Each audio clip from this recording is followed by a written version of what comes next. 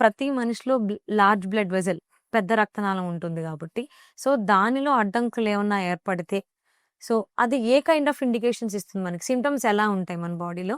ఎలా గుర్తించాలి? నా లార్జ్ బ్లడ్ వెసెల్‌లో ఒక అడ్డంకి ఉంది. అది నాకు ఇబ్బంది కలిగిస్తుందని ఎలా గుర్తించాలి ఒక వ్యక్తి? యాహ్! చాలా ముఖ్యమైన టాపిక్ అమ్మ ఇది. హ్మ్. చాలా మంది అనుకుంటారంటే మన గుండెల్లో నొప్పి రాంగానే హార్ట్ యొక్క ప్రాబ్లమే అని అనుకుంటారు.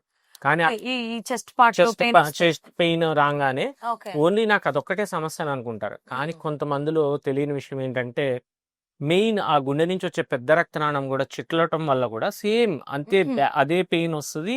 ఆ పెయిన్ కూడా రేడియేటింగ్ టు ద బ్యాక్, అంటే మన వెన్నుపూస వైపుకి నొప్పి రావటం జరుగుతుంది. ఓకే. సో దీన్ని అయోటిక్ డిసెక్షన్ అంటాం. ఇది చాలా పెద్ద జబ్బు యాక్చువల్‌గా.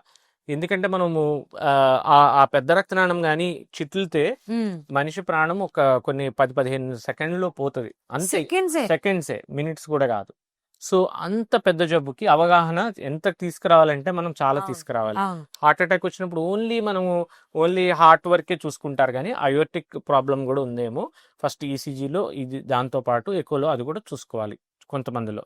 ఓకే. సో ఈ ఈ అయోటిక్ డిసీజెస్ పలు రకాలమ్మా. ఒకటి డైసెక్షన్, హుహు. ఒకటి ఉబ్బిపోవటం, అంటే ఎన్యూరిజం అయిపోయి ఉబ్బిపోవటం, పగిలిపోవడానికి, 3 బ్లాక్ అవటం. ఈ 3 రకాల డిసీజెస్ ఉంటాయి మనకి.